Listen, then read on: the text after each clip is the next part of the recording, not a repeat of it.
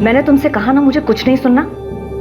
अगली बार मुझे फोन किया तो पुलिस कंप्लेंट कर दूंगी। इसे तुम धमकी ही समझना। मैडम, शिखर साहब ने आपको बुलाया है, कुछ जरूरी बात करनी उन्हें। शिखर साहब से कह दो कि मैं घर के लिए निकल गई हूँ। मैडम, आप जानती हैं मैं साहब से कभी झूठ नहीं बोलता।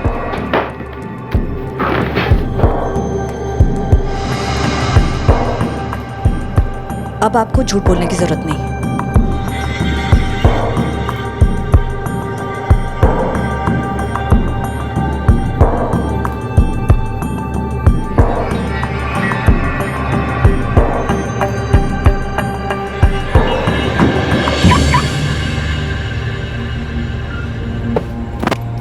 मैम, आज तो आप बुलाना ही भूल गई। वो तो अच्छा हुआ मैंने आपको जाते हुए देख लिया। जानवी, आज मुझे कुछ काम है, तुम कैब ले लो। It's okay ma'am, no problem. See you tomorrow. Good night. नहीं, देविका ऑफिस से निकल गई।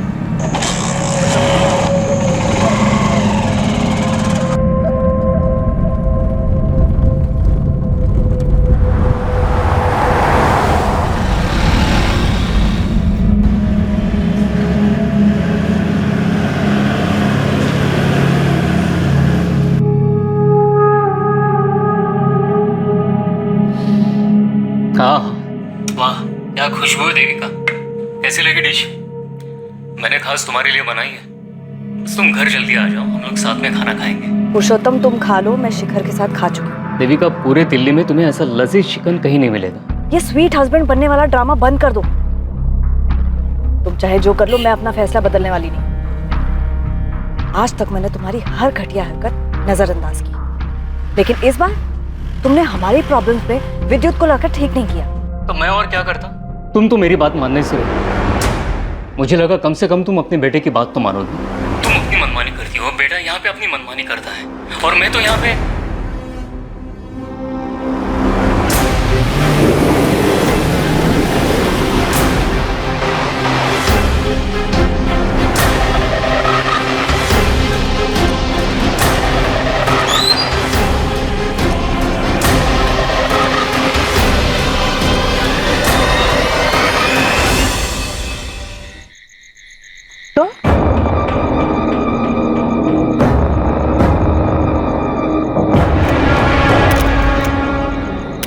हाँ, ठीक से बताओ। मैडम, हम लोग यहाँ से गुजर रहे थे, देखा तो बीच सड़क पे गाड़ी खड़ी थी। पास आकर देखा तो यहाँ पर लाश पड़ी थी। मैडम, लाश देखकर हम लोग डर गए और सीधा आपको कॉल किया। मैडम, हमने तो अपना फर्ज निभा दिया, क्या हम जा सकते हैं? बाबू, छोटू, तुम लोग नहीं जा सकते। शायद आपको तुमसे बात करनी होगी।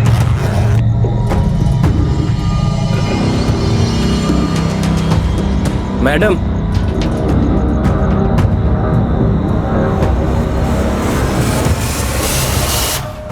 और रिंग गायब है। कपड़ों से और उंगली से लग रहा है कि किसी अच्छे घर की, पर बॉडी पर एक भी ज्वेलरी नहीं। ज्वेलरी उतारी गई। पर्स मिला है लेकिन कैश भी गायब है। लेकिन आईडी कार्ड मिला है। विक्टिम का नाम देविका शर्मा है, और बिजनेस कार्ड भी मिला है। शिखर कंस्ट्रक्शन पे मैनेजर थे। मोबाइल मिसिंग है, तो चोरी का मामला लग रहा है। शिखर कंस्ट्रक्शन में फोन करके इनके घर वालों को इन्फॉर्म कर दो। ये वीरान जगह बहुत सोच समझ के चुनी गई। लुटेरा पहले से घात लगाए बैठा हो। तो लाश गाड़ी से इतनी दूर, हो सकता है ये बाहर निकलकर 4-5 कदम आगे आई हो। लुटेरे ने किसी बहाने से देविका की गाड़ी को रोका हो। जैसे ही देविका कार से उतरकर बाहर आई हो, लुटेरे ने अटैक किया हो। गहने छीनने की कोशिश की हो। इसी छीना झपटी में लुटेरे ने गुस्से में चाकू चला। बॉडी से सारे गहने उतारे गए, पर्स से पैसे निकाले गए, और मोबाइल में से। लेकिन गाड़ी में लैपटॉप है सर। लुटेरे लैपटॉप क्यों छोड़ेंगे?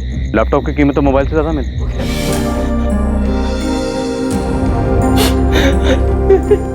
सर, किसने किया ये मेरी देविका के साथ?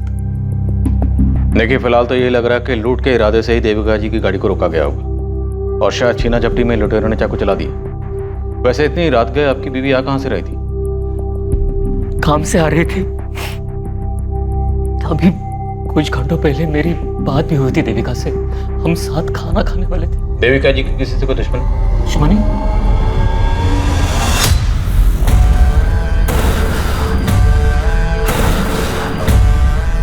शिखर सर, देविका नहीं रही, छोड़ के चली गई वो।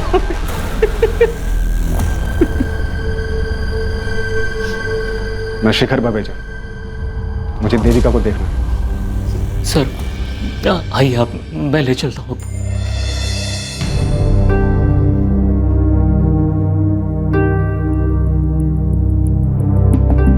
शिखर बवेजा मतलब शिखर कंस्ट्रक्शन के मालिक, राइट? जी सर, मेरी मम्मी के बॉस। बॉस होते हुए रातों रात दौड़े चले आए। काफी मानते होंगे देविका को। शिखर बवेजा बहुत बड़े आदमी है सर, और बड़े लोग सिर्फ अपने आप को मानते हैं, जो मन में आया करते हैं।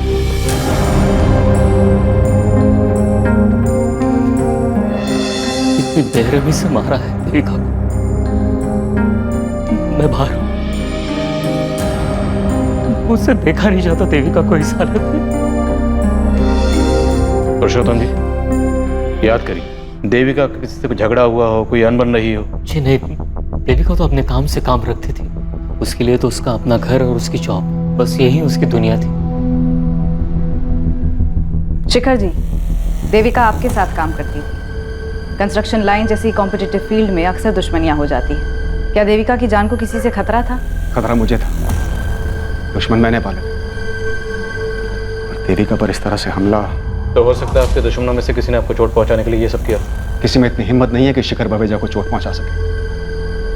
मगर फिर भी अगर किसी ने ये जुर्रत की है तो उम्मीद करता हूं कि जल्द से जल्द आप उन्हें गिरफ्तार कर लें। आप बेफिक्र रहिए, हम पूरी कोशिश करेंगे। कोशिश नहीं, मुझे रिजल्ट्स चाहिए, और वो भी जल्दी।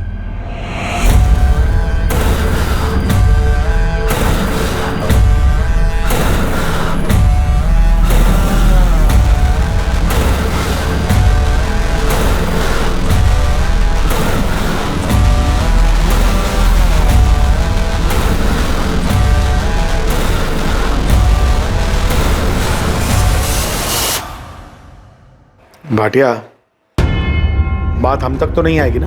नहीं सर, कोई मुंह नहीं खोलेगा।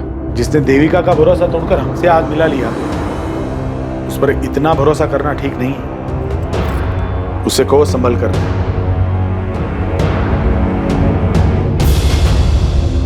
अविनाश, ये न्यूज़ देखी तुमने?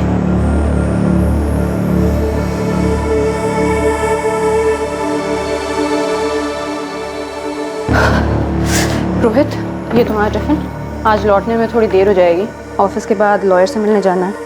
वो शिखर बवेजा के खिलाफ जो केस है वो। शिखर बवेजा के बजाय सिर्फ पापा भी तो कह सकती हो। मुझे पता है तुम नहीं मानोगी, लेकिन फिर से कह रहा हूँ, केस वापस ले लो। घर के झगड़े घर में सुलझाए जा सकते हैं, इसके लिए कोर्ट जाने की क्या जरूरत है? रोहित, मुझे देर हो रही है।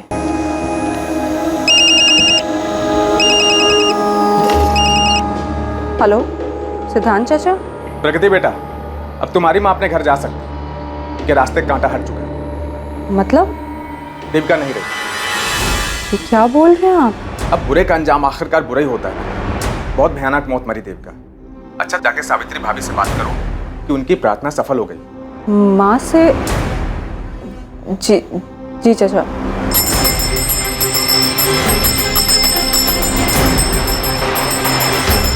सावित्री दीदी, तो देविका नहीं रही।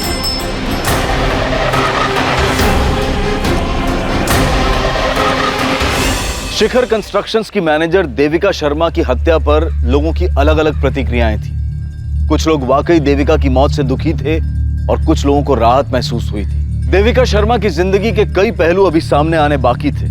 उसके निजी और व्यावसायिक रिश्ते, उन रिश्तों के समीकरण, उनकी पेचीदगियां, इन सब से गुजरने के बाद ही इस बात का जवाब मिलने वाला था कि आखिर देविका शर्मा को किसने और क्यों मारा। इसलिए आपको कोई रेजिस्टेंस मार्क नहीं मिली? जी, वार काफी ब्रूटल था।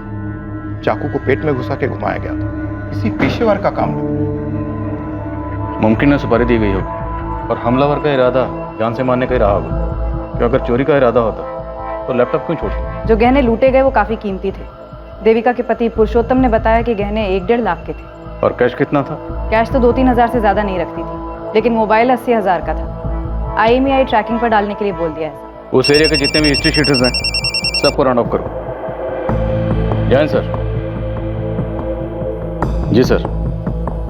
यस सर, मैं अपडेट करता रहूंगा सर। Thank you.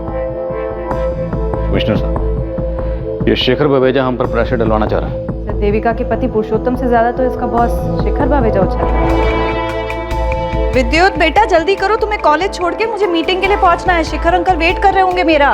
चाबी कहाँ रख दी मैंने? मम्मी, चाबी। आप भी ना दिन पे दिन भुलक्कड़ होती है। वैसे मेरे पास एक आइडिया है। क्या? आप ना मुझे एक बाइक दिला दो, फिर ना मेरी वजह से आपको देर होगी और ना शेखर अंकल को आपकी वजह से।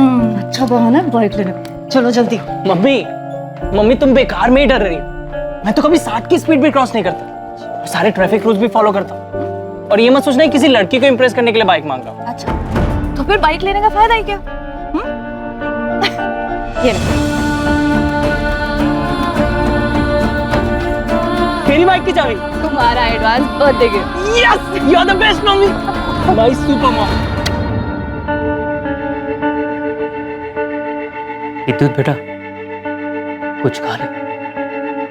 मुझे नहीं खाना, आप खा लो। तुम नहीं खाओगे तो मैं कैसे खा पाऊंगा? हाँ? अच्छा बेटा सुन, शिखर सर से मेरी बात हुई। क्या? आप सबसे पहले तो ये शिखर सर बोलना बंद करो। वो मम्मी के बॉस थे, आपके बॉस नहीं। और क्या जरूरत थी आपको उनसे बात करने की? उनकी मनमानी की वजह से ही तो ये सब बिगड़ा था। बेटा बड़े लोग मनमानी करते हैं क्योंकि उनकी मनमानी चलती है, और तू पुरानी बातें भूल जा। शिखर सर ने कहा है तू चाहे तो वहां फिर से काम शुरू कर सकता है। आपको जरा भी शर्म नहीं आती क्या पापा? आपके अंदर थोड़ा भी सेल्फ रिस्पेक्ट है भी या नहीं? विद्युत बेटा कुछ खा तो ले। ठीक है कमिश्नर साहब, आई होप आपके ऑफिसर्स आपके किए हुए प्रॉमिस को निभाएंगे। Thank you sir. मैं आप सभी से सिर्फ एक बात कहना चाहता हूं, देविका अब नहीं है, लेकिन ये कंपनी है, और ये कंपनी जितनी मुझे अजीज है उतनी ही देविका को भी थी। शिखर कंस्ट्रक्शंस का नाम हमेशा शिखर पर ही रहना चाहिए।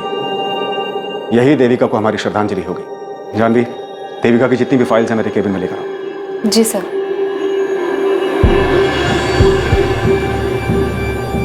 देविका, तुम शिखर कंस्ट्रक्शन में पिछले 8 महीने से काम कर रही हो। तुम्हारा पेपर वर्क, तुम्हारा क्लाइंट कोऑर्डिनेशन कमाल का है। मैं और शेखर भैया तुम्हारे काम से बहुत खुश हैं। लेकिन मेरी मानो तो तुम डेस्क जॉब को ही कंटिन्यू रखो, क्योंकि लैंड डीलिंग और कंस्ट्रक्शन का काम तुम्हें सूट नहीं करेगा। सिद्धांत बिल्कुल ठीक कह रहा है, और वैसे भी तुम्हारा बेटा विद्युत अभी छोटा है, और घर और काम को एक साथ एडजस्ट कर पाना आसान नहीं है। इसलिए जितनी तुम्हारी कैपेसिटी है उतना ही काम हाथ में लो। सर मेरी कैपेसिटी मुझसे बेहतर और कौन जान सकता है? लेकिन टाइम कैसे मैनेज करोगी देविका? दोनों में से एक के साथ कॉम्प्रोमाइज होगा, और मुझे डर है कहीं वो मेरा बिजनेस ना हो। सर ऐसा नहीं होगा। आप दोनों की तरह शिखर कंस्ट्रक्शंस को शिखर तक पहुंचाना अब मेरा भी सपना है।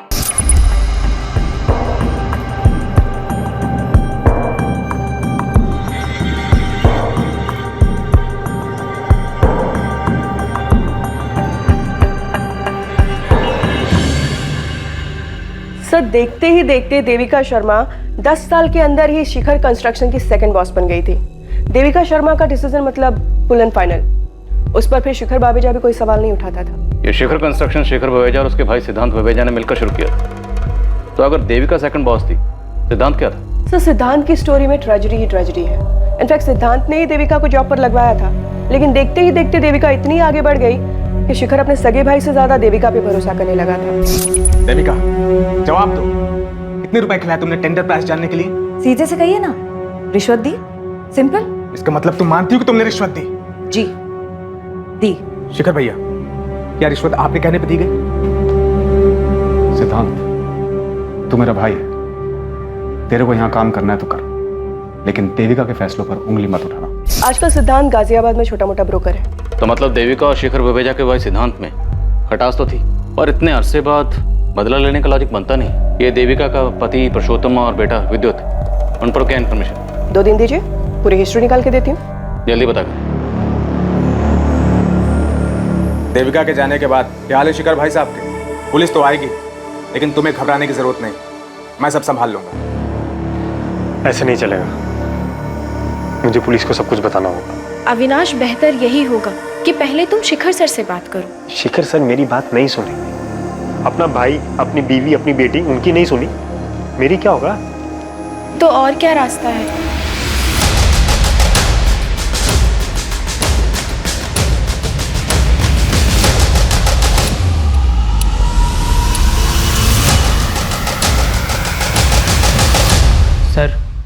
हमें मम्मी की बॉडी कब तक मिलेगी? 2 दिन में मिल जाएगी। इन तस्वीरों को देखकर ऐसा लगता है कि तुम अपने पापा के बजाय शायद मम्मी के ज्यादा करीब थे। जी सर, इनफैक्ट मैं तो मम्मी को सुपर मॉम कहता था। घर, ऑफिस, मेरी पढ़ाई सब अकेले ही मैनेज कर लेती थी। और देविका को नौकरी भी अच्छी मिल गई थी। शिखर सर बड़े अच्छे इंसान हैं। जब विद्युत छोटा था और कभी बीमार पड़ जाता था तो वो फौरन ही देविका को छुट्टी दे देते ताकि वो विद्युत का ख्याल रख सके। आप भी तो ख्याल रख सकते थे ना पापा। सर, ये देविका की फोटो, यही ज्वेलरीज वो रेगुलर पहनती थी। उस रात भी देविका ने यही नेकलेस और ईयररिंग्स पहने थे। रिंग की फोटो नहीं है? देविका के हाथ से रिंग भी तो गायब थी। वो रिंग देविका को 1 महीने पहले ही शिखर सर ने गिफ्ट दी थी। काफी महंगी थी। काफी दिलदार बॉस लगते हैं शेखर बवेजा जी।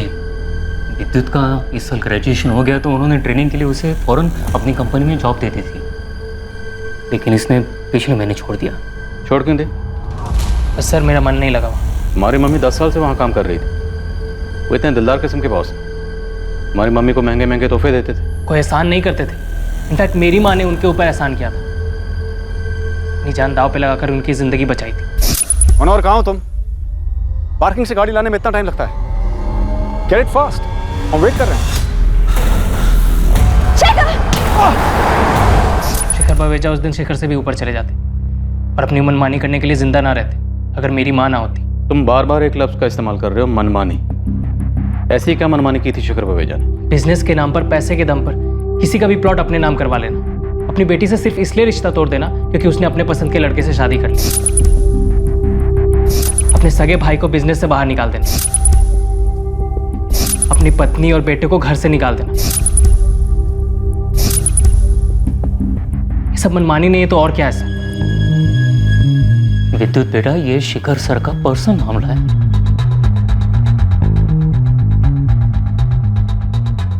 वैसे इस देविका शर्मा की कहानी में शिखर बावेजा का किरदार काफी स्ट्रांग नजर आ रहा है। और पुरुषोत्तम का किरदार काफी कमजोर। घर में माँ बेटे की इतनी तस्वीरें हैं लेकिन पुरुषोत्तम की एक भी नहीं। कुछ तो गड़बड़ थी इस फैमिली में। शिखर सर के खिलाफ बोलने की क्या जरूरत है? वो हमारी मदद करना चाहते हैं। आपको जरा भी दुख नहीं है ना मम्मी की मौत का?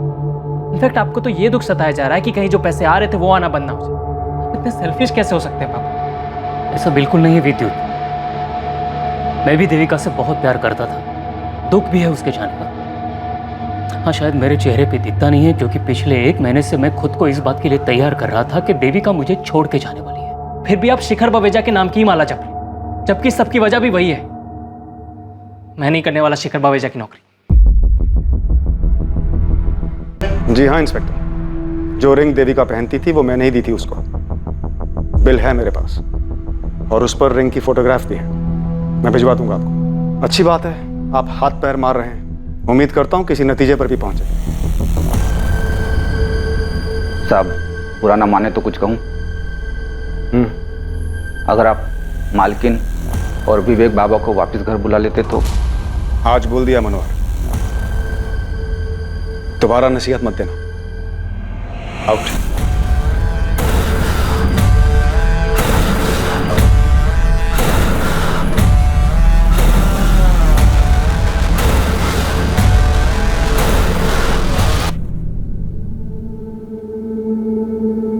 शिखर, अब तो बता दो कि सरप्राइज क्या है। लाल बाग वाली जमीन हमें मिल गई है। Oh my God, Mir Chandani को तो अटैक आ जाएगा। देविका, आज बिजनेस की बात। Cheers. Cheers.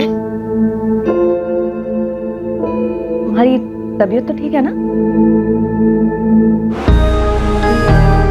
Good music, good mood. Please बता दो बात क्या है। खोलो इसे।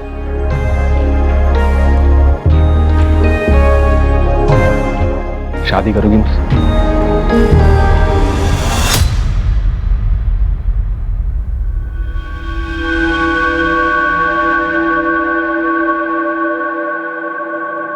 $20,000 मिलेंगे इसके। क्या? 2 लाख के माल? मेरा मतलब है गहनों पर सिर्फ 20,000 रुपए। कुछ ठीक ठाक लगाओ ना।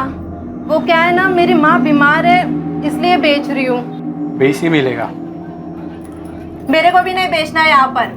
पत्थर के दाम पे हीरा खरीदने निकला है, कंजूस।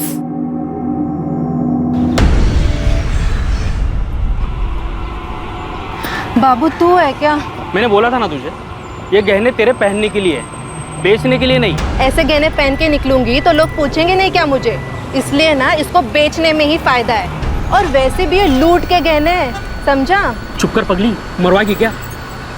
और वैसे भी दिल्ली में सिर्फ दीवारों के नहीं, हवाओं के भी कान होते हैं। और अगर गलती से पुलिस ने सुन लिया ना तो दोनों काम से गए। इस कहानी में भी कई मोड़ आने बाकी थे। पुलिस मर्डर के मोटिव को लेकर असमंजस में थी। किरदार कई थे, कहानियां भी कई थी, लेकिन हत्या का कारण अब भी गुप्त था। लेकिन जल्द ही संदिग्धों का पिटारा खुलने वाला था और कई दबे राज सबके सामने आने वाले थे। शुक्रिया मालकिन। कैसे हैं वो? सीकर साहब बहुत अकेले हो गए, लेकिन कभी कुछ जताते नहीं। मैंने उनसे बोला कि आपको और विवेक बाबा को वापस बुला लें, लेकिन उन्होंने मुझे डांट दिया। पर आप फिक्र ना करें, वो देविका तो अब रही नहीं। साहब एक दिन खुद आपको लेने आएंगे। नहीं जाऊंगा मैं उनके पास। वो लेने भी आएंगे ना, तब भी नहीं जाऊंगा, बोल देता हूँ। चुप रहो विवेक, तुम भी अपनी बहन की जैसी बातें करने लगे हो। उनका ख्याल रखिएगा और ऑफिस में जो कुछ भी हो रहा है उसकी खबर देते रहिएगा। जी मालकिन। सर, ये देविका के पति पुरुषोत्तम और उसके बेटे विद्युत का कंप्लीट केवाईसी निकाला है। ये पुरुषोत्तम थोड़ा अजीब कैरेक्टर है। नवाब की तरह जीता है, ना कोई काम ना कोई जिम्मेदारी, बस मटर गश्ती करना, गप्पे लड़ाना, यही उसका काम है। पुरुषोत्तम ने आखिरी जॉब 10 साल पहले की थी और जवानी में जितने भी जॉब किए कहीं पर भी 6 महीने से ज़्यादा नहीं टिका है वो। और देविका से शादी के बाद तो मानो उसने VRS ले लिया हो। उसकी सोसाइटी के लोग उसकी बहुत खिल्ली उड़ाते हैं, लेकिन उसकी मोटी चमड़ी पे कोई फर्क नहीं पड़ता है। और विद्युत को? बाप से बिल्कुल उल्टा।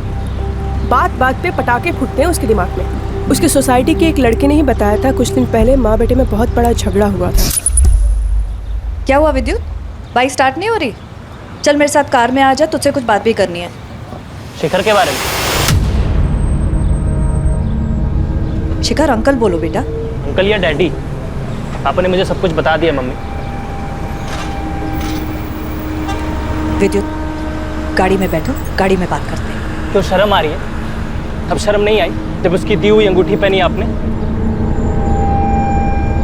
मैं आपको अपनी सुपर मॉम मानता था, अपने अपने बॉस के साथ। बकवास बंद करो, अभी तुम छोटे हो, ये नहीं समझोगे। लेकिन आप एक बात अच्छे से समझ लो मम्मी, आपको उस आदमी या मेरे में से किसी एक को चुनना होगा, क्योंकि मैं नहीं देख सकता आपको उसके साथ। और अगर ऐसा हुआ ना तो मैं कुछ कर बैठूंगा, या तो मैं अपने आप को मार दूंगा, या फिर उस शिखर को, या फिर आपको। विद्युत ने हमें बताया था कि शिखर विवेजा ने अपने बीवी बच्चों को घर से निकाल दिया था। आप एक बार मेरी बात तो सुन लीजिए। मुझे तुम्हारी कोई बात नहीं सुननी, तुम्हारी शक्ल तक नहीं देखनी। तुम जाओ यहाँ से। चलो माँ, हम चलते हैं। हाँ जाओ, सब जाओ, मुझे कोई फर्क नहीं पड़ता है। Get lost। तो मतलब देविका और शिखर विवेजा के बीच में गहरा रिश्ता था, दोनों सीरियस थे। हो सकता है यही देविका के कत्ल की वजह बनी है। देखिए, आपको कोई गलतफहमी हुई। मेरे पति ने मुझे घर से नहीं निकाला है। वो मुझे थोड़ी अस्थमा की प्रॉब्लम है, इसलिए हवा पानी बदलने मैं अपने बेटे के साथ अपने भाई के यहाँ आई। अब भी वक्त है, जो भी वो बता दीजिए, वरना हम सब तक पहुँच ही जाएंगे। मम्मी ने आपसे जो कहा वही सही है। उसकी तबीयत ठीक नहीं, इसलिए हम मामा जी के घर आए। नहीं मैडम, जीजा जी और दीदी में कोई प्रॉब्लम नहीं। हाँ प्रॉब्लम थी, पर इतनी भी बड़ी प्रॉब्लम नहीं थी जो कभी ठीक नहीं हो सकती। प्रगति, पुलिस स्टेशन आ सकती हो? लेकिन आपकी माँ और भाई ये दोनों तो कह रहे हैं कि कोई प्रॉब्लम नहीं। झूठ बोल रहे हैं सब। मेरी माँ, मेरे मामा जी और कुछ हद तक मेरा भाई विवेक भी, सब डरते हैं शिखर बावेजा से। शिखर बावेजा? आप नहीं डरती अपने पापा से? नहीं, मैं किससे नहीं डरती, लेकिन मेरी माँ डरती है मेरे बाप से, समाज से, उसके आने वाले कल से। तभी तो ये बात कबूल नहीं कर पा रही कि मेरे बाप ने उसको धक्के मार के उसके घर से बाहर निकाल दिया। लेकिन देविका तो अब कभी लौट नहीं पाएगी, और देखा जाए तो देविका की मौत से तुम्हें और तुम्हारी माँ को सबसे ज्यादा फायदा हुआ है। तुम्हारी माँ वापस अपने घर जा सकती है। मेरी माँ इस बात का इंतजार कर रही है कि कब शिखर बावेजा खुद उसको उस घर में वापस ले जाने आएंगे, लेकिन मुझे पता है कि वो ऐसा कुछ नहीं करने वाले। और मेरी माँ तो खुद कुछ करना नहीं चाहती। और जहाँ तक रही मेरी बात, मुझे सिर्फ उस पुश्तैनी घर से लेना देना है जहाँ से उसने मेरी माँ को धक्के मार के निकाल दिया उस देविका की वजह से, जिस पे मेरी माँ का हक है। इसलिए मैंने केस भी किया है। इसके अलावा मुझे शिखर बावेजा से कोई मतलब नहीं। तो आप अपनी और अपने परिवार की परेशानियों के लिए किसे जिम्मेदार मानती हैं? अपने पापा शिखर बावेजा को या देविका शर्मा को? अपनी माँ को। ये मेरी एम्प्लॉय है जानवी। उस रात के बारे में आपको कुछ बताना चाहती है। मैम, देविका मैम अक्सर मुझे अपनी कार में लिफ्ट दिया करती थी, लेकिन उस रात अचानक से उन्होंने मुझे कैब लेने के लिए कहा। जानवी, आज मुझे कुछ काम है, तुम कैब ले लो। It's okay ma'am, no problem. और जब वो अपनी कार लेकर बाहर निकली तब मैं वहीं पर खड़ी थी और मैंने देखा कि जैसे ही वो अपनी कार लेकर निकली, उनकी कार के पीछे पीछे एक बाइक भी गई जो अविनाश की थी। कौन है अविनाश? अविनाश हमारी कंपनी में एक एम्प्लॉय था। कुछ दिनों पहले नौकरी से निकाला था उसे देविका ने। कंपनी के साथ फ्रॉड किया था उसने। अविनाश, ये दूसरा टेंडर है जो मीरचंदानी बिल्डर्स ने हमसे कम दाम पर भरा है। ये इत्तेफाक नहीं हो सकता। मैम, मैं आपका गुस्सा समझ सकता हूँ, लेकिन आप मुझ पे क्यों शक कर रही हैं? तो फिर डरने की क्या बात है? तुम अपना पासवर्ड बताओ, तुम्हारा ईमेल आईडी चेक करेंगे जैसे दूसरे एम्प्लॉइज का किया है। Avinash@123।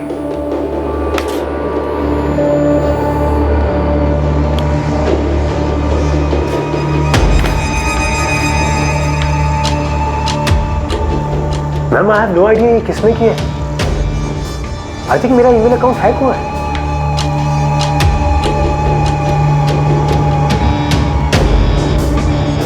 इससे पहले कि मेरा हाथ उठ जाए, आउट ऑफ हियर। मैम, मैं ये नहीं कह रही हूँ कि अविनाश ने ही देविका मैम का मर्डर किया है, लेकिन वो बाइक अविनाश की ही थी और शायद चला भी वही रहा था, लेकिन उसने हेलमेट पहना था इसलिए मैं उसका चेहरा ठीक से देख नहीं पाई। देविका ने मुझे बताया था कि नौकरी से निकाले जाने के बाद भी अविनाश उसे फोन किया करता था। मैंने तुमसे कहा ना मुझे कुछ नहीं सुनना। अगली बार मुझे फोन किया तो पुलिस कंप्लेन कर दूंगी। मुझे इस अविनाश का नंबर और एड्रेस चाहिए। जानवी, यू कैन गो।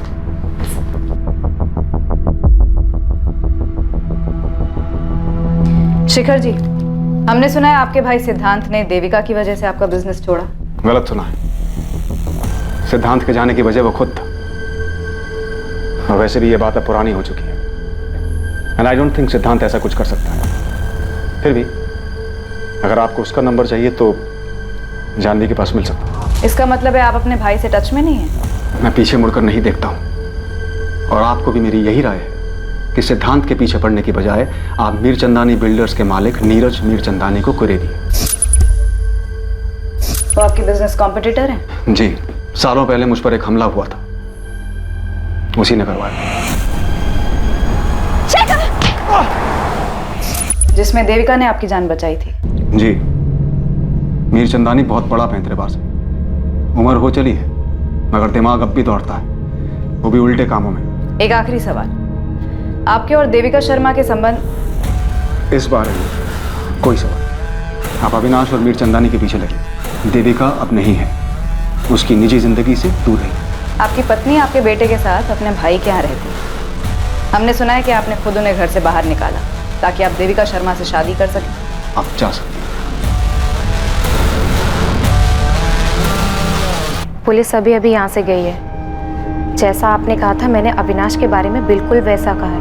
हाँ, शिखर सर के भाई सिद्धांत का नंबर लेकर गए हैं मुझसे, शायद कोई पूछताछ करनी हो। 6 अगस्त, जिस रात देविका शर्मा का कत्ल हुआ, तुमने इसे फोन किया था अविनाश? जी, मैंने फ़ोन किया था देविका मैम को। मैं तब उनके ऑफिस के बाहर ही खड़ा था, लेकिन उन्होंने गुस्से में आकर मेरा फ़ोन काट दिया। मैंने तुमसे कहा ना मुझे कुछ नहीं सुनना। तुम्हारे फोन लोकेशंस और कॉल रिकॉर्ड्स हैं हमारे पास। जिस रात देविका शर्मा का कत्ल हुआ, तुमने ऑफिस से देविका शर्मा का पीछा करना शुरू किया और जैसे ही उसकी गाड़ी एक सुनसान रास्ते पर पहुंची, तुमने उसकी गाड़ी को वहां पर रोका।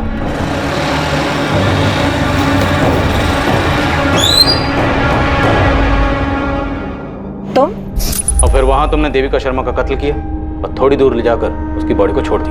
जी नहीं, ऐसा कुछ भी नहीं हुआ था सर। मैं सिर्फ देविका मैम को मिलकर उनको कुछ दिखाना चाहता था, लेकिन वो मेरी बात सुनने के लिए राजी नहीं थी, इसीलिए मुझे यह रास्ता अपनाना पड़ा। ऐसी क्या बात थी?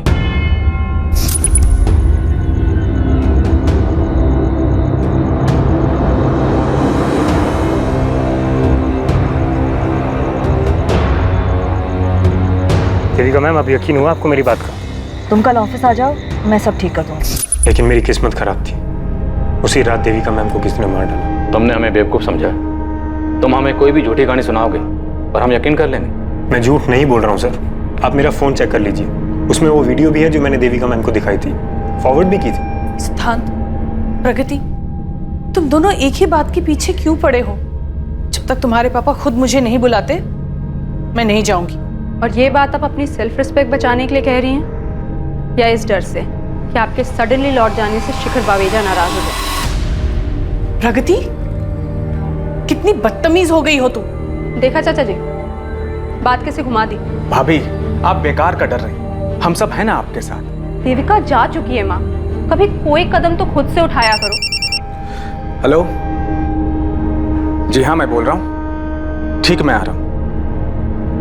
किसका फोन था चाचा जी? पुलिस ने बुलाया। सर, अविनाश के कॉल रिकॉर्ड और बैकग्राउंड चेक किए, बिल्कुल क्लीन है। शिखर कंस्ट्रक्शन से फोन आया था, जानवी बिना बताए ऑफिस से चली गई और फोन भी बंद है। मतलब अविनाश की बात सही निकली? जानवी का फोन ट्रैकिंग पे डाल दिया है। शिखर बावेजा के भाई सिद्धांत बावेजा, उसको भी यहाँ बुला लिया है। ये जानवी बड़ी चालाक निकली। बड़ी चालाकी से इसने देविका का विश्वास जीता और फिर देविका को अविनाश के खिलाफ भड़काया। हमारे सामने भी अविनाश का नाम यही लेकर आई थी। हो सकता है ये शिखर बावेजा को बेवकूफ बना रही और ये सब इसने किया मीर चंदानी के कहने पर। तुम मीर चंदानी से मिलो, मैं शिखर बावेजा के भाई सिद्धांत से बात करता हूँ।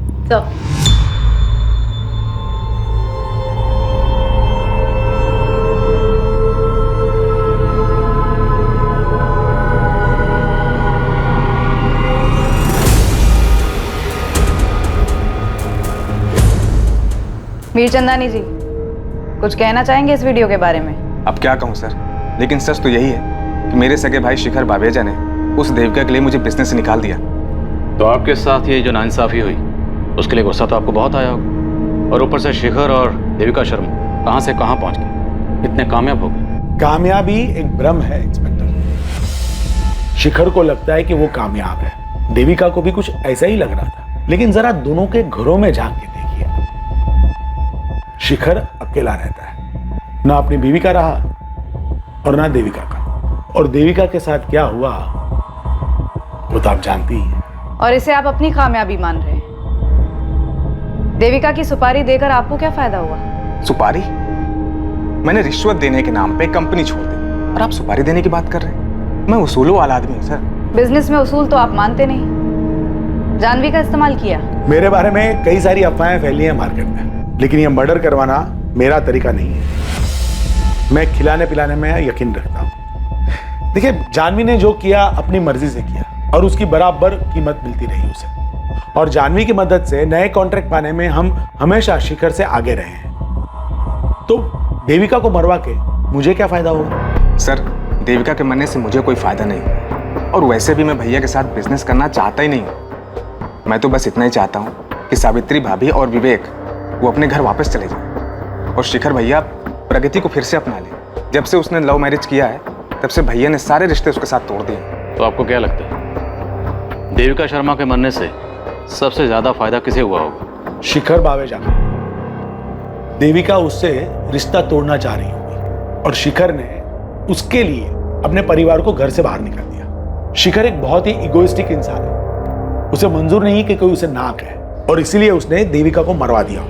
शायद देविका का पति पुरुषोत्तम, अगर शिखर भैया और देविका ने शादी कर ली होती तो सबसे ज्यादा नुकसान पुरुषोत्तम को होता, क्योंकि वही है जो अपनी बीवी की कमाई पे सालों से पल रहा था। सब अपनी कहानी अपनी सोच बयां कर रहे थे, सच की राह में झूठ की धूल उड़ा रहे थे ताकि सभी अपना सच ढक सके।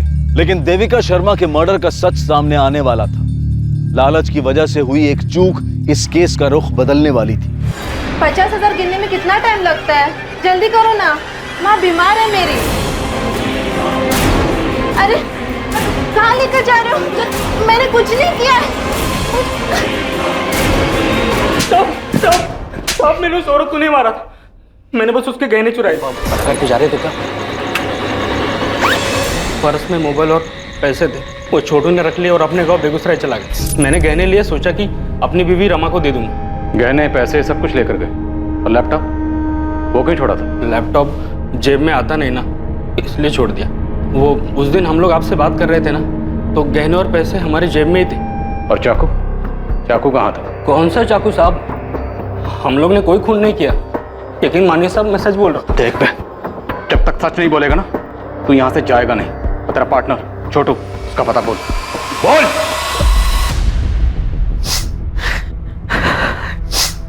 तुम बार बार यहाँ क्यों आते हो? और कहाँ जो शिखर शर्मा है। मैंने विद्युत को बहुत मनाया लेकिन वो यहाँ काम करना ही नहीं चाहता है। अब पता नहीं कैसे गुजरा होगा हमारा। हाँ ठीक है, मैं हर महीने कुछ ना कुछ भिजवा दूंगा, लेकिन दोबारा यहाँ मत आना। आपका बहुत बहुत धन्यवाद शिखर सर। समझ में नहीं आता कि तुम्हारे जैसे बगैर रीढ़ की हड्डी वाले आदमी को देविका कैसे मिल गई।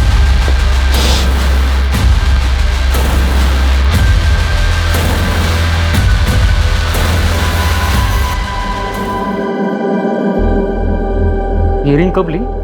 शिखर ने दी। प्रपोज किया है, शादी करना चाहता है। तुमने क्या कहा? अभी कुछ जवाब नहीं दिया। सोच रही हूँ हाँ कह दूँ। वो विद्युत को अपनाने के लिए तैयार है। और मेरा क्या होगा? पुरुषोत्तम, अपने बलबूते पर चलना सीख लो।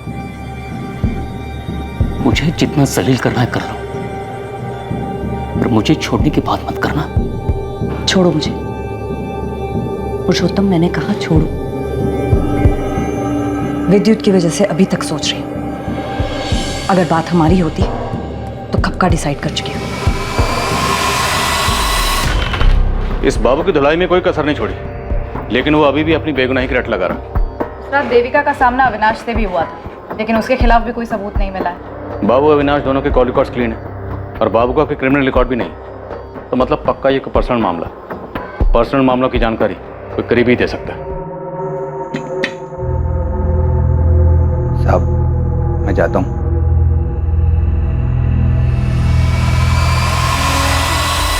तुम फिक्र मत करो, मैं विद्युत से बात करूँ, मान जाएगा। वो कह चुका है कि अगर मैंने तुमसे शादी की तो वो कुछ कर बैठेगा। नादान है विद्युत, ऐसा कुछ नहीं करेगा। मेरी कुछ समझ नहीं आ रहा है,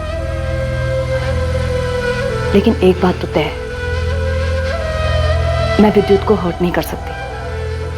ये सारा किया धरा पुरुषोत्तम का है। मैंने सोचा था सही वक्त पर विद्युत को सब कुछ बता दूं, लेकिन उस मतलबी ने भाड़ में गया पुरुषोत्तम। अगर वो मतलबी है तो तुम भी तो मतलबी हो। मैंने एक एक करके अपने भाई, अपनी बीवी, अपने बच्चों को खुद से दूर कर दिया, सिर्फ तुम्हारे लिए। और तुम सिर्फ अपने बेटे के बारे में सोच रही हो, मेरे बारे में कुछ नहीं। तुम इस तरह अपनी मनमानी नहीं कर सकती, मुझे नहीं छोड़ सकती। मैंने अभी कोई फैसला नहीं लिया था, लेकिन तुम्हारी ये हरकत देखकर मन कर रहा है कि तुम्हारे साथ सारे के सारे रिश्ते अभी तो मैं सावित्री नहीं जो तुम्हारी सारी बदतमीजियां सहूंगी।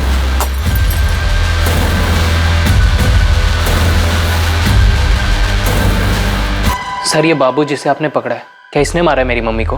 मुमकिन है, पर हमारे पास कोई सबूत नहीं है।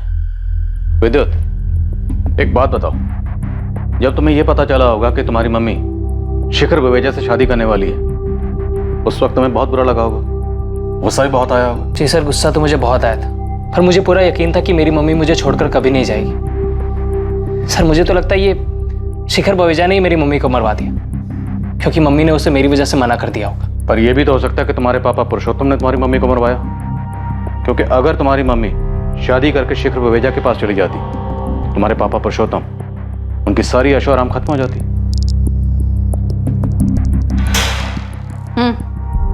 चल बाबू, तेरी छुट्टी।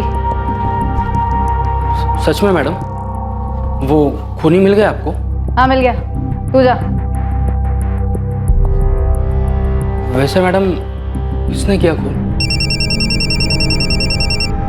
हेलो जी सर, ठीक है मैं अभी आता हूँ। लेकिन खून किया किसने? जी जी पापा भी यहीं हैं, उनको भी लेके आता हूँ।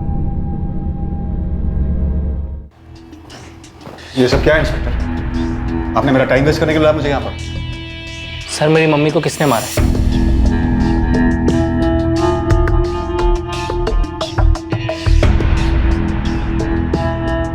शेखर जी, आपका वफादार नौकर मनोहर कहाँ? कल शाम से काम पर नहीं आया, उसका फोन भी नहीं लग रहा। हमारी कस्टडी में। व्हाट? जैसे देविका जी ऑफिस से निकली, मैंने बल्ली को एसएमएस किया। हमने पहले से प्लान बनाया था। देविका जी के घर के रास्ते पर एक सुनसान जगह पड़ती है, वहाँ बल्ली पहले से ही घात लगाए बैठा था। हाँ बल्ली भाई, काम हुआ? जब मुर्गी आई ही नहीं तो हलाल क्या करूंगा? क्या? ये कैसे हो सकता है? तूने बोला था कि 15 मिनट लगेंगे, आधे घंटे से यहीं खड़ा हूं मैं। 10 मिनट और रुको प्लीज, वो जरूर आएगी। बाद में पता चला कि अविनाश ने देविका जी का रास्ता रोका था। ये बल्ली कौन है? तुझे कहाँ मिला? बल्ली मेरे गांव का है। कुछ देर बाद देविका जी वहाँ से गुजरी और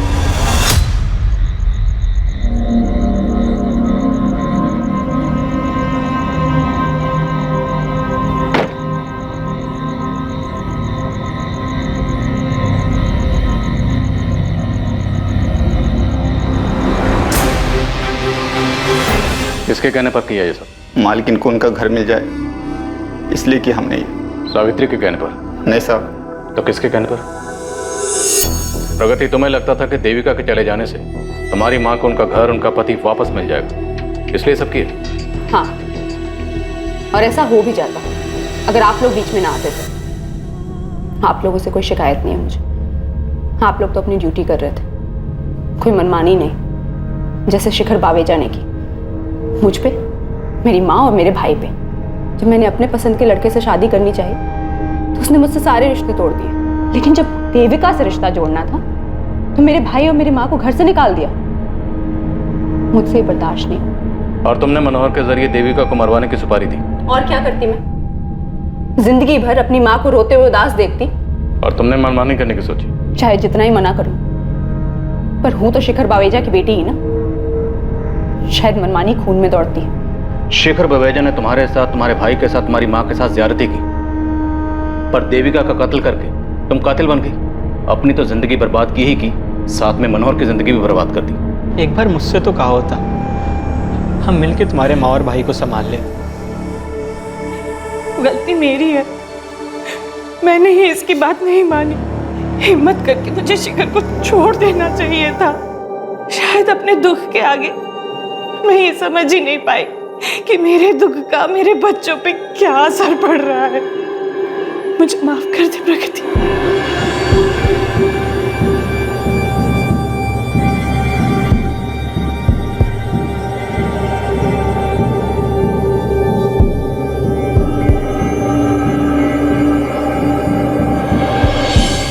एक हफ्ते के अंदर पुलिस ने सुपारी किलर बाली को भी गिरफ्तार कर लिया।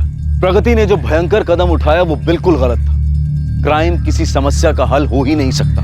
अगर शिखर और सावित्री ने वक्त रहते अपने बिगड़े हुए रिश्ते खत्म कर दिए होते, दोनों अलग हो गए होते, तो शायद प्रगति के मन में नफरत इस हद तक नहीं पनपती और वो नहीं होता जो हुआ। कुछ लोग ये तर्क जरूर दे सकते हैं कि देविका इस परिवार को तोड़ने की जड़ थी, लेकिन किसी तीसरे को दोष देकर यह हकीकत नहीं बदली जा सकती है कि दरअसल शिखर और सावित्री ही अपने परिवार में मची तबाही के लिए जिम्मेदार थे। एक खोखली शादी को सिर्फ इसलिए बरकरार रखना ताकि बच्चे और माँ बाप दोनों एक साथ रह सकें, ये किसी समस्या का हल हो ही नहीं सकता। देखते हैं हमारे आज के एपिसोड की दूसरी कहानी। किसी के साथ सो रहे हो ना तुम? कौन है वो? कार्तिक, तुम मुझसे तंग आ गए हो ना? तुम्हें अब पहले जैसे नहीं लगती मैं। क्या बकवास करी है तुम Natasha? You know baby I love you। तुम्हारे अलावा मेरी लाइफ में और कोई नहीं है। झूठ मत बोलो मुझसे। दूध पीती बच्ची नहीं हूँ मैं जो तुम्हें समझ ना पाऊँ। सब जानती हूँ मैं कार्तिक, और सच्चाई एक्सेप्ट कर ली है मैंने। बस नाम बताओ कौन है वो? Stop it now। मैं तुमसे प्यार करता हूँ इसका ये मतलब नहीं तुम जो भी बकवास करोगे मैं चुपचाप सुन लूंगा। ये रोज रोज के नखरे से मैं परेशान हो गया हूँ। हाँ हाँ, परेशान तो हो गई मुझसे। कोई और जो मिल गई है तुम्हें। छुटकारा पाना चाहती हो ना तुम मुझसे हमेशा के लिए?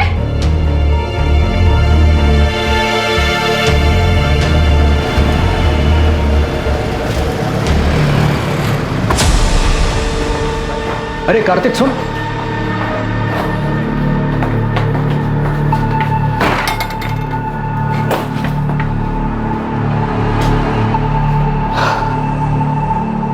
क्या बात है कार्तिक, इतना परेशान क्यों है? नताशा, वो औरत मेरी जान लेकर रही, उसके सवाल कभी खत्म ही नहीं होते। कहाँ गए थे, किसके साथ थे, इतनी देर क्यों हुई, और आज तो किसके साथ सो रहे हो? एक मिनट का सुकून नहीं घर पर। इसे आराम से समझाने की कोशिश कर, शायद मान जाएगी। अरे वो कुछ सुनने को तैयार हो तब जाके समझाओ ना यार। तंग आ गया हूँ उससे। मैंने डिसाइड कर लिया, इस बात का सॉल्यूशन निकालना ही होगा। बीमारी का इलाज जड़ से हो तो ही अच्छा है। अभी नताशा की बात को छोड़, वो रूम नंबर 7 वाली मिसेस मेहरा, उसका क्या करना है यार? जबरदस्ती ऑपरेशन की बात कर रही है वो।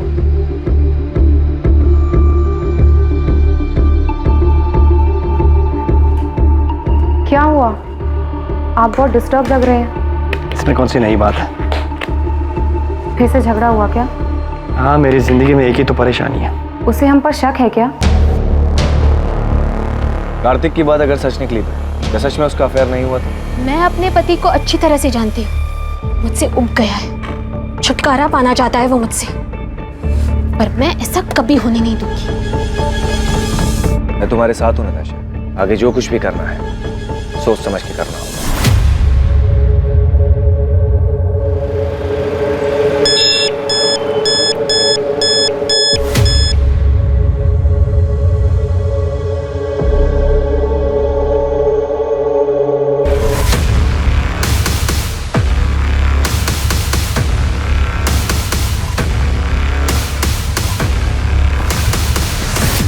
ये रहा तुम्हारी चीटिंग का सबूत। अब क्या कहना है तुम्हें? ये तुम्हें कहां से मिला? झूठ है ये। अब तो झूठ बोलना बंद करो कार्तिक। यकीन करो मेरा नताशा, ये नकली तस्वीरें हैं, मॉर्फ की हुई तस्वीरें। किसी ने तुम्हें बहकाने के लिए भेजी, ट्रस्ट मी। तुम मुझे बेवकूफ बना रहे थे कार्तिक। अब तुम देखना मैं तुम्हें कैसे बर्बाद करती हूँ। अब धमकी दे रही हो तुम मुझे? तुम्हें जो समझना है तुम समझ लो। तुम भी सुन लो, मैं ऐसा होने नहीं दूंगा।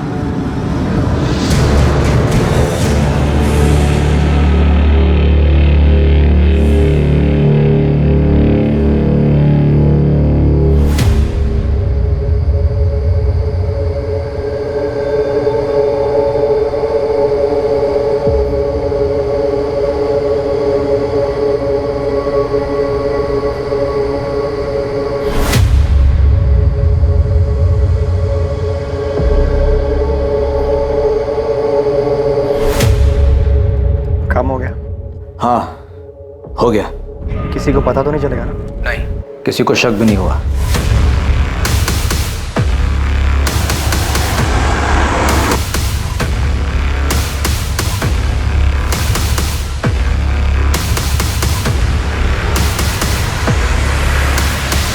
इंसान फितरत से ही पेचीदा होता है और इसकी जटिलता तब और बढ़ जाती है जब वो किसी रिश्ते में हो। भरोसे का टूट जाना और आपसी समझदारी की कमी, किसी भी रिश्ते के बिगड़ने के पीछे अक्सर ये वजहें अहम होती हैं। और जब ऐसा होता है तब रिश्तों में आक्रोश पनपता है और पता ही नहीं चलता कब दिलों में खींच पैदा हो जाती है।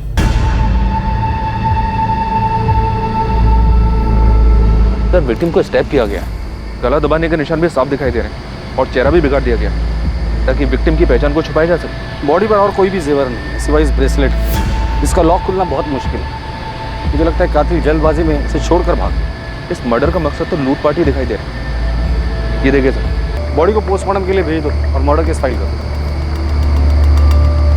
सर, मैं पास की सोसाइटी में रहता हूँ। मैं बालकनी पे खड़ा था, मैंने देखा कि एक वाइट कलर की वोजन 800 कार जो है झाड़ियों के पास रुकी। उसमें से 2 आदमी उतरे और दोनों ने मिलकर एक बंडल को जो है नीचे फेंका। कौन थे वो दोनों? पहले कभी देखा उनको?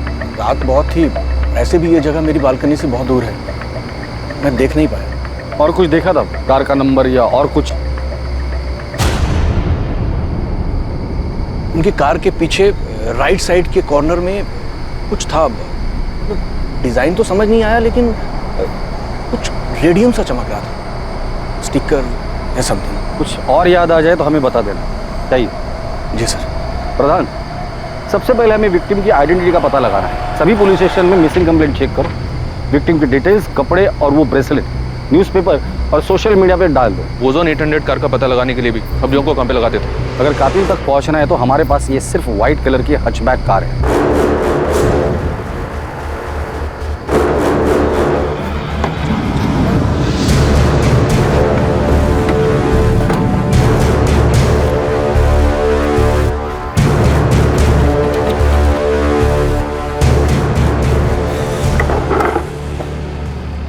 राजीव, किसी को शक तो नहीं होगा ना कि ये गाड़ी मेरी थी? तो टेंशन मत ले। अगर हम शांत रहेंगे ना तो किसी को कुछ नहीं पता चलेगा, समझा? और ये गहने का क्या करना है? तू रख ले,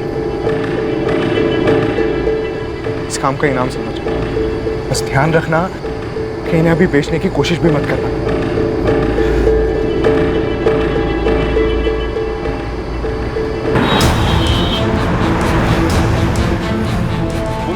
मुखबिरों को भी सक्रिय कर उस रेडियम स्टिकर वाली वोजान 800 कार का पता लगाने के लिए कहा गया, जिसका इस्तेमाल विक्टिम की लाश को ठिकाने लगाने के लिए किया गया था। पल्लवी मैम, हाँ क्या हुआ सरिता? वो शास्त्री नगर वाले केस में उन तीनों बच्चियों को कहाँ बेचा गया इसका पता चल गया। किसी चांद बेगम के कोठे पे हैं वो तीनों, डीबी रोड के रेड लाइट एरिया में। तुम ऐसा करो, अंजलि और पूजा से बात करो, उनसे कोऑर्डिनेट करके उन्हें कहो कि डायरेक्टली स्पॉट पर ही पहुंच जाए। मैं इंस्पेक्टर सिंह से बात करती हूँ, इस बार हमें तुरंत रेड करनी पड़ी। Okay ma'am.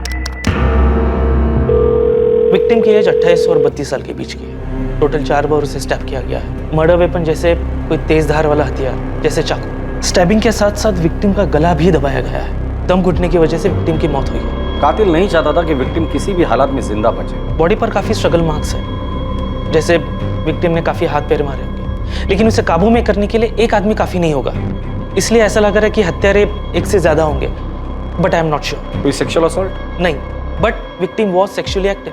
मौत का समय क्या होगा? कल रात 10 और 12 के बीच। और जल्द ही उनका इंतजार खत्म हुआ और ऐसी एक खबर ने उनके दरवाजे पर दस्तक दी। सर मुझे पक्का यकीन है कि ये मेरी पड़ोसी नताशा है, नताशा गिल। मैंने कई बार उसे इन कपड़ों में देखा है। कपड़ों के साथ साथ ये जो गोल्डन ब्रेसलेट आप देख रहे हैं, ऐसा सेम ब्रेसलेट नताशा के पास था। आप श्योर हैं कि ये नताशा का ही है? हाँ सर, मैं पूरी तरीके से श्योर हूँ, क्योंकि उसी का ब्रेसलेट देखकर मैंने खुद के लिए सेम ब्रेसलेट बनवाया था। ये देखिए। Wow Natasha, such a beautiful bracelet. Thank you. मैंने ना स्पेशली डिजाइन चूज करके बनवाया था। क्या मैं सेम डिजाइन का ब्रेसलेट खुद के लिए बनवा दूं? Sure, why not. आपने बताया कि नताशा आपके पड़ोस में रहती है? हाँ सर, इनफैक्ट यहाँ आने से पहले मैंने नताशा के घर जाकर चेक भी किया था।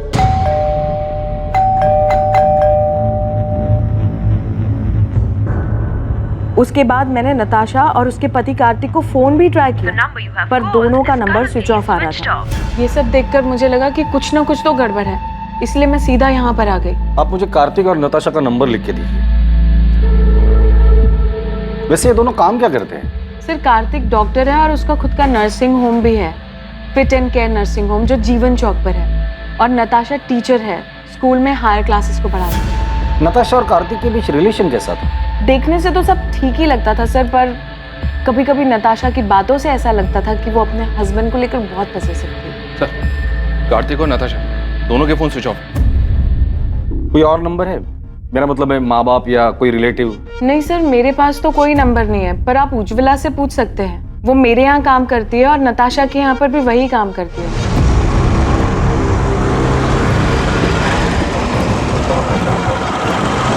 हाँ साहब, मैं ही नताशा दीदी और कार्तिक साहब के घर काम करने जाती हूँ। आज सुबह भी गई थी, उनका घर बंद था, लेकिन अक्सर ऐसा होता है कि वो लोग काम के लिए जल्दी निकल जाया करते थे, इसलिए साहब मुझे कुछ भी अजीब नहीं लगा। नताशा और कार्तिक के घर वालों के बारे में कुछ जानती हो? किसी का नंबर या पता है तुम्हारे पास? पता तो नहीं मालूम, लेकिन नताशा दीदी के माँ बाप गुरुग्राम में ही कहीं रहते हैं। उनकी माँ का नंबर है मेरे पास। इन दोनों का आपस में रिश्ता कैसे था? पहले तो बहुत अच्छा रिश्ता था, लेकिन पिछले 3 महीने से उन दोनों के बीच में काफी झगड़े हो रहे थे। 10 अगस्त को उनके यहाँ काम करने गई थी? जी। क्या तब लड़ाई झगड़ा कुछ हुआ था? हाँ साहब, उस दिन भी उन दोनों के बीच में काफी झगड़ा हुआ था। ये तुम्हें कहाँ से मिले? झूठ है ये। अब तो झूठ बोलना बंद करो कार्तिक। तुम देखना मैं तुम्हें कैसे बर्बाद करती हूँ अब। नताशा ने? क्यों? वो अफेयर वाले शक को लेकर? हो सकता है साहब। ठीक है उज्ज्वला, तुम जा सकते, जरूरत पड़ेगी तो दोबारा बुला लो। जी साहब। साहब, वो जो लाश है सच में नताशा दीदी की है? देखो, जब तक नताशा के परिवार वाले आके लाश को पहचान नहीं लेते हम कुछ नहीं कह सकते। सर, नताशा के पेरेंट्स से बात हो गई है, वो डेड बॉडी की पहचान करने के लिए हॉस्पिटल आ रहे हैं। लेकिन सर, कार्तिक के बारे में उन्हें भी कोई खबर नहीं है। अगर वो लाश नताशा की है तो बड़ी अजीब बात है। बीवी को मरे 2 दिन हो गए और पति गायब है। या तो कार्तिक भाग गया है या फिर उसके साथ भी कुछ हुआ है। ईशा, तुम्हारा असाइनमेंट कंप्लीट हुआ? कल तुम्हारी लास्ट डेट है ना? नहीं माँ। क्यों? और तुम कॉलेज भी नहीं गई आज? मेरा मन नहीं हो रहा था। अच्छा माँ, वो पापा से बात हुई? नहीं, और मुझे उनसे कोई बात करनी भी नहीं। अच्छा ठीक है बैठो, खाना खाओ। वो तुम्हारे पापा हैं, तुम उनसे बात नहीं करोगी तो सब क्या कहेंगे? जिसे जो बोलना है बोलने दो माँ, मुझे कोई फर्क नहीं पड़ता। जो कुछ भी हुआ है उसे अब पीछे छोड़कर आगे तो बढ़ना पड़ेगा ना। ईशा, मैं तुमसे बात कर रही हूँ, फोन साइड में रखो। माँ, आपने ये मैसेज देखा क्या? ये आपकी बेटी नताशा के? नताशा के बाई एड़ी में काला निशान है बचपन से।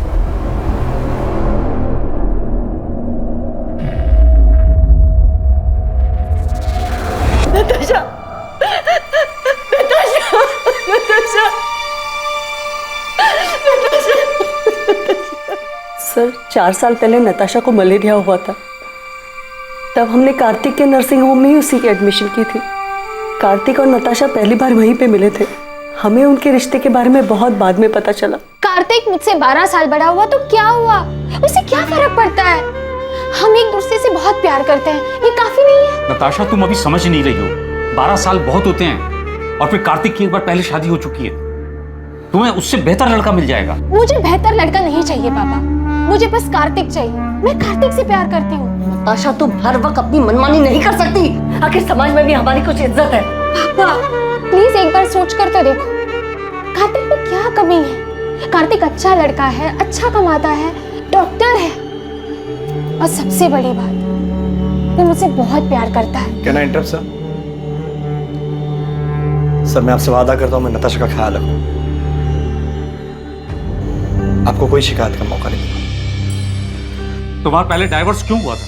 पापा, अब पुरानी बातें उठाने से क्या फायदा? कार्तिक आगे बढ़ चुका है अब मेरे साथ, और हम एक दूसरे के साथ बहुत खुश हैं। नताशा को हम दुखी नहीं देख सकते थे, इसलिए हमें उसकी जिद के आगे झुकना पड़ा। क्या आप लोगों को पता है कि कार्तिक की जिंदगी में नताशा के अलावा भी एक दूसरी औरत थी? क्या? सर, ये क्या कह रहे हैं आप? जी हाँ, और पिछले कई महीनों से इसी बात को लेकर कार्तिक और नताशा के बीच झगड़ा हो रहा है। सर, मेरी नताशा से हर दूसरे दिन बात हुआ करती थी, उसने तो कभी ऐसा कुछ नहीं कहा। सर, नताशा और कार्तिक दोनों के कॉल रिकॉर्ड्स कल सुबह तक आ जाएंगे। प्रधान, जल्द से जल्द हमें कार्तिक तक पहुंचना होगा। पहले उसकी बीवी नताशा की डेड बॉडी हमें मिलती है, फिर पता चलता है कि उसके लाइफ में नताशा के अलावा दूसरी औरत भी, और इन सब के बीच ये कार्तिक कहाँ गायब हो गया पता नहीं। हो सकता है सर कार्तिक के कॉल रिकॉर्ड से हमें उस दूसरी औरत का पता चल जाए।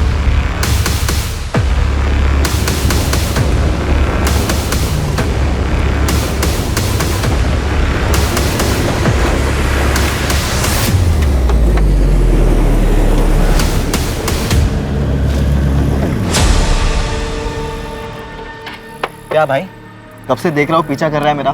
कौन है तू? अरे मेरा एक दोस्त है सतीश, मुझे लगा उसकी गाड़ी है। अबे कौन है सतीश? मैं किसी सतीश को नहीं जानता। पिछले 10 साल से ये गाड़ी मेरे पास है। ऐसे कैसे हो गया? नंबर तो वही है। अबे ये गाड़ी मेरी है, टाइम बर्बाद कर रहा है मेरा। चल निकल। फिर मुझसे ही गलती हुई होगी, नंबर गलत याद होगा। सॉरी।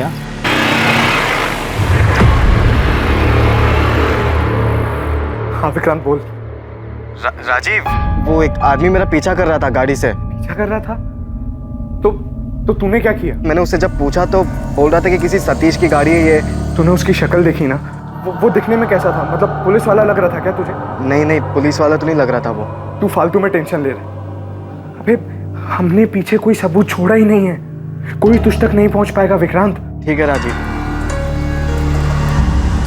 सर, कॉल रिकॉर्ड्स के हिसाब से नताशा रात को 10 बजे अपने घर वाले एरिया से बाहर निकली थी। फिर उसका फोन एक जगह से दूसरी जगह लगातार मूव होता रहा, और 1 घंटे बाद तकरीबन रात को 11 बजे उसका फोन स्विच ऑफ हो गया। उसके फोन पर लास्ट कॉल रात को 9:30 बजे था सर, 44756 इस नंबर से। मतलब कॉल आने के आधे घंटे बाद वो घर से निकली, जरूर कॉलर से मिलने गई। किसका नंबर है? ये नंबर भी स्विच ऑफ है सर, इसकी भी डिटेल्स निकलवा रहा हूँ। कार्तिक का कुछ पता चला? उसके कॉल रिकॉर्ड्स क्या कहते हैं? सर, 10 अगस्त की रात को कार्तिक का फोन रात को 11:50 पर स्विच ऑफ हुआ था। उसका last location new Delhi airport है। मतलब मर्डर करके सीधा भागने का प्लान था। सर, कार्तिक के कॉल रिकॉर्ड में 2 नंबर्स और मिले हैं। एक है मोना सहगल का और दूसरा है डॉक्टर अभय सचदेवा का। कार्तिक ने फोन स्विच ऑफ करने से जस्ट पहले इस डॉक्टर अभय सचदेवा को कॉल किया था। ये अभय उसी के नर्सिंग होम में उसके साथ काम करता है। और ये मोना? ये भी कार्तिक के नर्सिंग होम में नर्स है सर। कार्तिक और मोना के बीच पिछले 3 महीनों से काफी बातें हो रही थी। कार्तिक का जिसके साथ अफेयर चल रहा है वो दूसरी औरत मोना ही है। पता नहीं इस मोना को पुलिस स्टेशन बुलाओ और तुम फिट एंड के नर्सिंग होम में जाकर डॉक्टर अभय से मिलो और कार्तिक के बारे में पता करो। नताशा का मर्डर हो गया? कब? कैसे? और कार्तिक, क्या उसे पता है? ये तो आप बेहतर बता सकते हैं। आप क्या कह रहे हैं सर? 10 अगस्त की रात को 10 से 12 के बीच नताशा का मर्डर होता है और उसी दौरान कार्तिक आपको कॉल करता है। काम हो गया? हाँ, हो गया।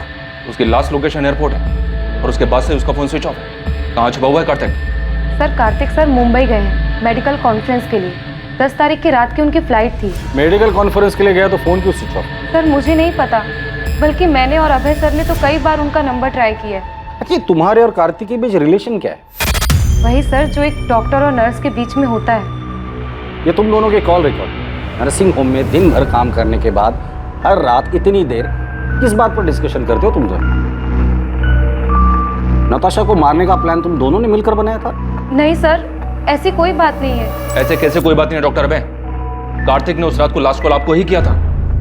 कि वो नर्सिंग होम की सप्लाईज के बारे में बात करनी थी। क्या बात करनी थी?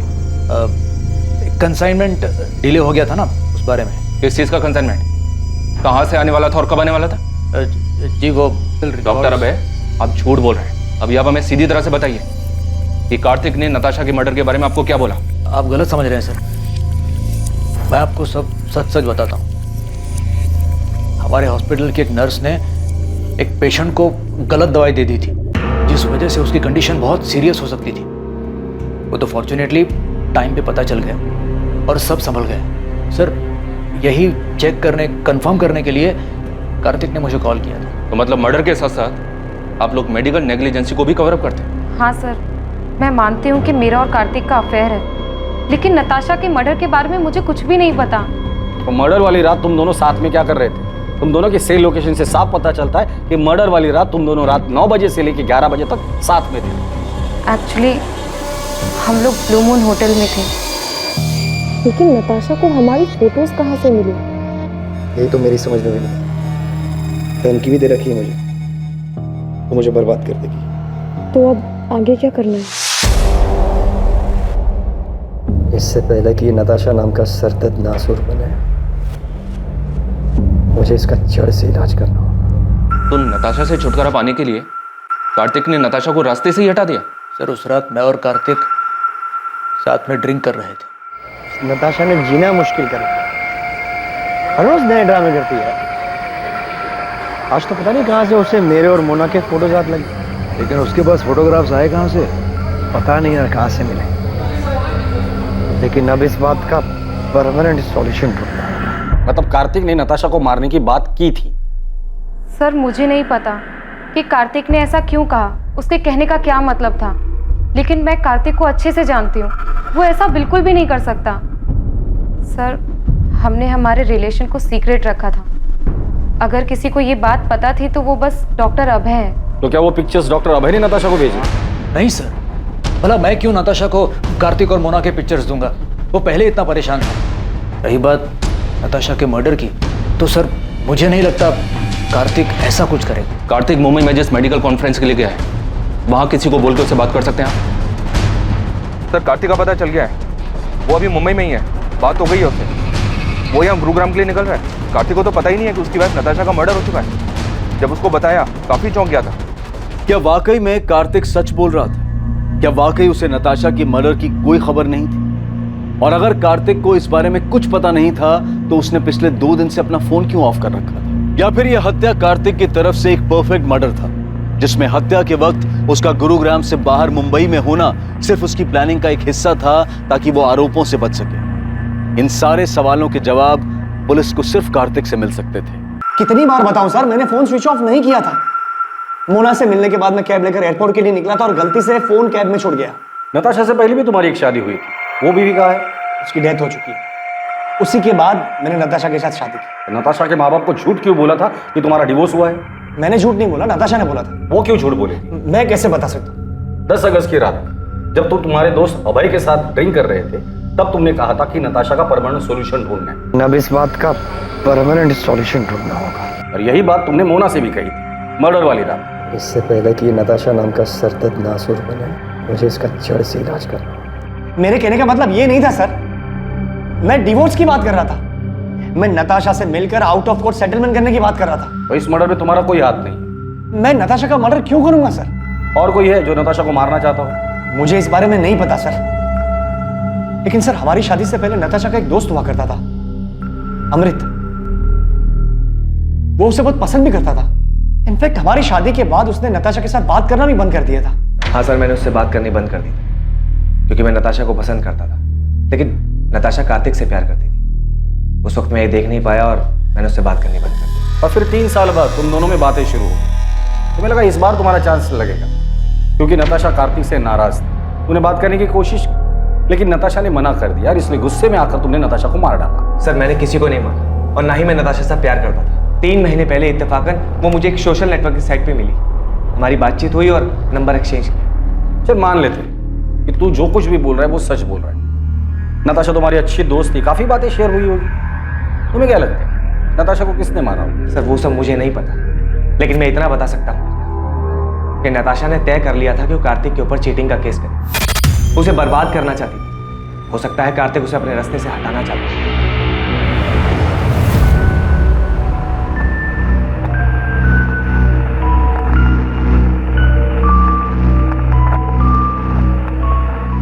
ये कार्तिक तो हमारे साथ गेम खेल रहा है। मतलब? इसने हमसे कहा था कि इसकी एक्स वाइफ की डेथ हो चुकी है। तो क्या वो जिंदा है? वो जिंदा ही नहीं है सर, वो नताशा के क्रिमेशन में भी आई थी। कार्तिक ने हमसे ये क्यों कहा कि उसके एक्स वाइफ की डेथ हो चुकी है? मुझे नहीं पता। हमारे रिश्ते के बारे में सभी लोग जानते हैं, कुछ छुपा नहीं है इसमें। नताशा भी हमारे रिश्ते के बारे में जानती थी। अब लोगों को डिवोर्स क्यों हुआ? डिवोर्स नहीं हुआ है हमारा। मतलब आप दोनों का डिवोर्स नहीं हुआ था और उसके बावजूद कार्तिक ने नताशा से शादी कर ली थी। मैं जानता हूं तुम्हें हर्ट कर रहा हूं, लेकिन अब और धोखे में रखना नहीं चाहता। कार्तिक हम तो एक साथ खुश थे ना, फिर ये अचानक से क्या हो गया? पल्लवी, मैं नताशा को शादी करने का वादा कर चुका हूं। कार्तिक अपना मन बना चुका था। वो नताशा से प्यार करता था और मेरे पास उसे रोकने की कोई वजह बची नहीं थी। आप दोनों की शादी कब हुई थी? 2007 में लव मैरिज थी। दोनों का कोई बच्चा?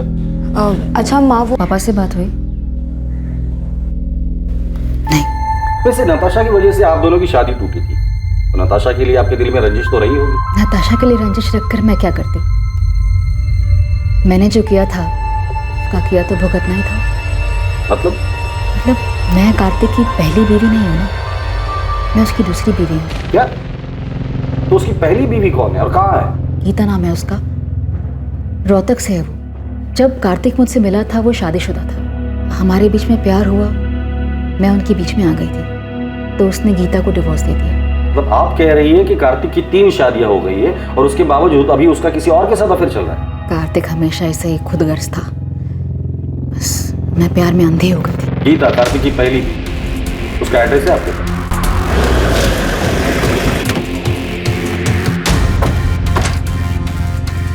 जगदीश अग्रवाल। हाँ सर मैं ही हूँ, लेकिन आप क्यों पूछ रहे हैं? 444-756 ये तेरा नंबर है ना? हाँ सर, मैंने फ्री इंटरनेट के लिए लिया था। उसके फोन पर लास्ट कॉल रात को 9:30 बजे था सर। 444-756 इस नंबर से। ये नंबर भी स्विच ऑफ है सर, इसकी भी डिटेल्स निकलवा रहा हूँ। अभी सच सच बोल, नताशा गुल को क्यों मारा? नताशा? सर ये कौन है और मैं किसी को क्यों मारूंगा? तू एडीआई कॉलेज में पढ़ता है ना? नहीं सर, मैं तो एसआरवी कॉलेज में पढ़ता हूँ। सर मुझे नहीं पता आप किस मर्डर की बात कर रहे हो। मैं किसी नताशा को नहीं जानता और इंटरनेट यूज़ करने के बाद मैंने वो सिम कार्ड फेंक दिया था सर। और तेरी इस लापरवाही की वजह से किसी ने उस सिम कार्ड का इस्तेमाल करके बहुत सफाई के साथ मर्डर कर दिया। सच सच बता, नताशा के मर्डर में कहीं तेरा हाथ तो नहीं? दिमाग खराब हो गया तेरा? क्या बोलना क्या चाहता तू? पुलिस को तुझ पे शक। उस रात तूने कहा था कि तू नताशा से काफी परेशान था, उससे पीछा छुड़ाने के लिए कुछ करने की सोच रहा था। अभय, मैं मुंबई से लौटने के बाद नताशा के साथ डिवोर्स देने की सोच रहा था। ये बात तू मुझे उस रात भी कह सकता था। मुझे भरोसा नहीं मुझ पर। मैं तुझ पे भरोसा करना चाहता हूँ एंड आई ट्रूली होप कि तू सच बोल रहा है।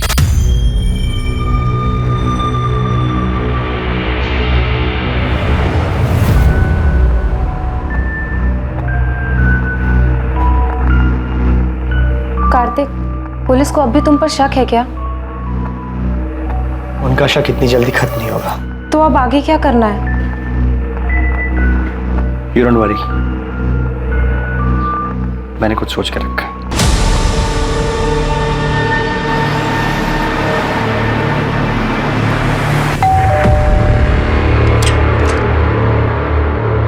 गीता कक्कड़ जी। जी, कार्तिक और मेरी शादी तो बहुत ही कम उम्र में करा दी गई थी। और जैसे ही उसकी पढ़ाई कंप्लीट हुई तो दिल्ली के एक हॉस्पिटल में उसकी जॉब भी लग गई। पहले तो हफ्ता 2 हफ्ते में अक्सर वो घर चला आया करता था, लेकिन फिर धीरे धीरे हफ्ते महीने में बदल गए। आपका और कार्तिक का डिवोर्स कब हुआ? 2007 जब कार्तिक दिल्ली में था तब उसकी मुलाकात पल्लवी से हुई। मुझे तो उनके रिश्ते की कोई भनक भी नहीं थी, लेकिन फिर अचानक कार्तिक ने सामने से आके मुझे सब कुछ बता दिया। इसलिए जब उसने मुझसे डिवोर्स मांगा तो मैंने मना नहीं किया। कार्तिक का काम अच्छा चल रहा था तो मुझे लगा कि वो हमारी बेटी को एक अच्छी जिंदगी दे पाएगा, इसलिए मैंने हमारी बेटी की कस्टडी उसे सौंप दी। आपकी और कार्तिक की एक बेटी भी है? जी हाँ, ईशा गिल। और वो अपने पापा कार्तिक और पल्लवी के साथ ही तो रहती है। लेकिन कार्तिक और पल्लवी दोनों ने हमें ईशा के बारे में तो कुछ नहीं बताया। कार्तिक आखिर झूठ क्यों बोल रहा था? क्या वो खुद को बचाना चाहता था या फिर किसी और को? पल्लवी से मेरी शादी हुई तब ईशा 7 साल की थी। शुरुआत से ही मैंने ईशा को अपनी बेटी माना था। मैंने और कार्तिक ने दोनों ने मिलकर इसे बड़ा किया है। लेकिन फिर पापा की जिंदगी में नताशा आई और सब कुछ बिखर गया।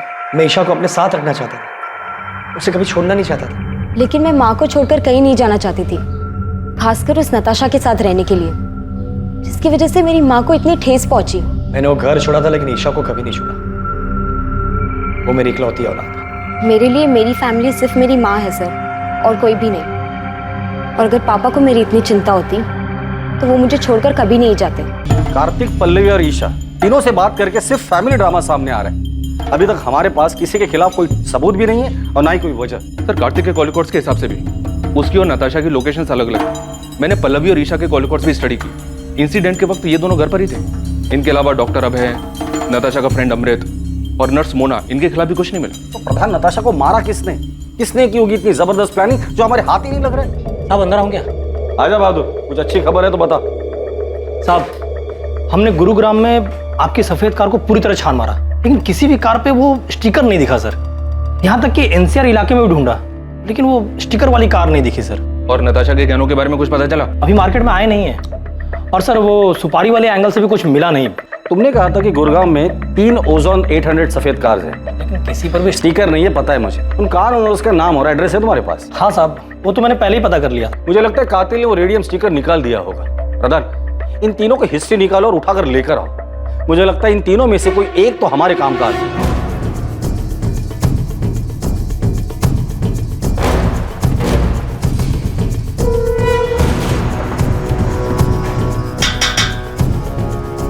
क्या हुआ सर? विक्रांत मेरा बेटा है। कहाँ है? वो तो गैरेज में गया है काम करने। विक्रांत जहाँ काम करता है वहाँ का एड्रेस दीजिए। सब क्या हुआ है मुझे?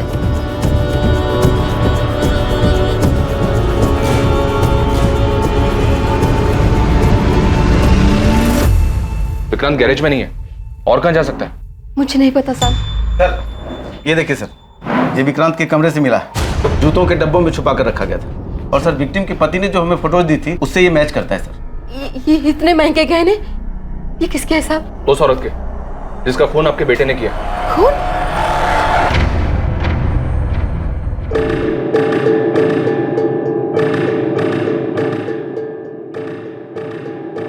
हाँ विक्रांत बोल।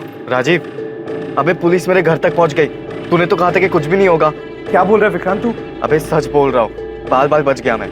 तू अभी कहाँ पर है? एमडी नगर के वो पीछे वाली रोड पे गाड़ी में बैठा हूँ। राजीव, मुझे लगता है कि हमें पुलिस को सब सच सच बता ही देना चाहिए। तू 2-4 दिन के लिए गुरुग्राम से बाहर चले जा, है ना? तब तक मैं कोई प्लान बना लूंगा। मैं तुझे 2 दिन का वक्त दे रहा हूँ। अगर तूने मुझे इस झमेले से नहीं निकाला ना, तो मैं खुद ही पुलिस को जाकर सब सच सच बता दूंगा।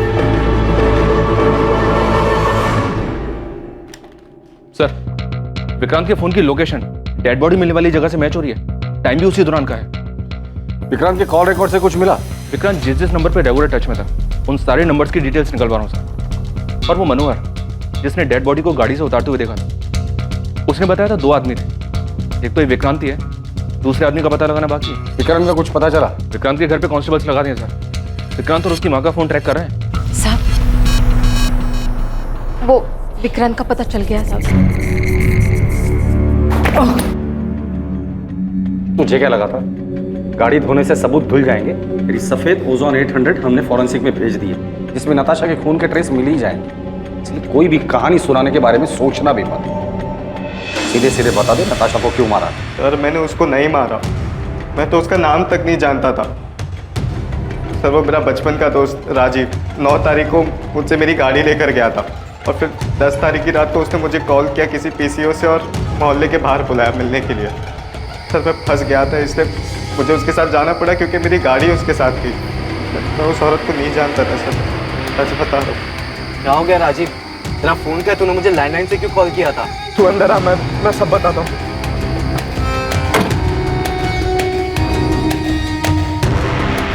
राजीव तू इतना बौखलाया हुआ क्यों है? कुछ बताएगा मुझे क्या हुआ? सर मैं प्यार के जुनून में अंधा हो गया था सर। उसे पाने के लिए जो बन पड़ा मैंने किया सर। किसके प्यार का जुनून? नताशा के? नहीं सर, ईशा के। ईशा के लिए तूने नताशा को मार दिया? हाँ सर। तो ईशा ने तुम्हें कहा था नताशा को मारने के लिए? नहीं सर, उसकी माँ पल्लवी ने कहा था सर।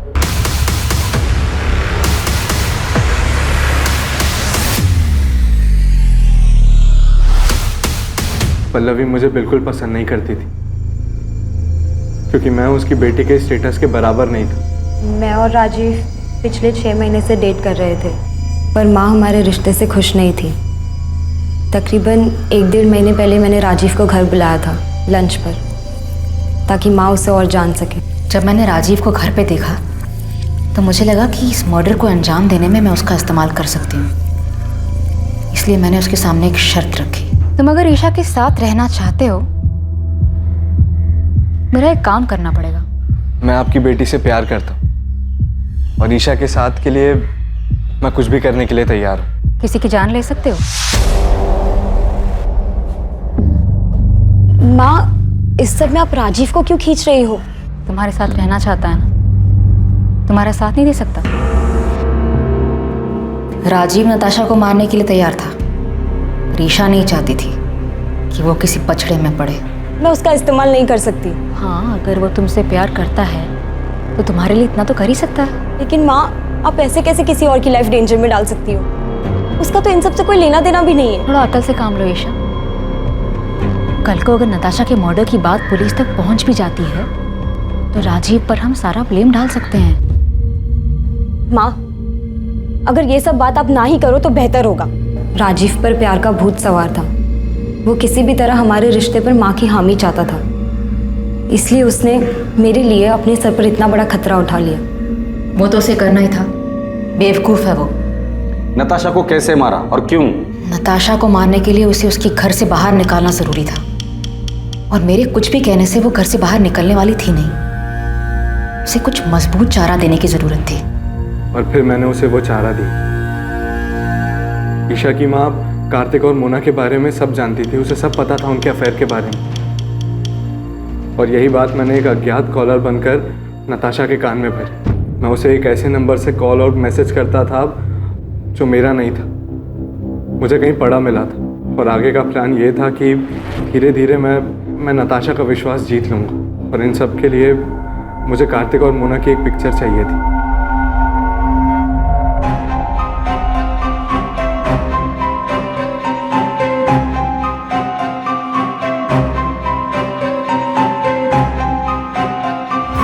प्लान के मुताबिक 10 अगस्त को राजीव ने वो फोटोज उसे दिखाए।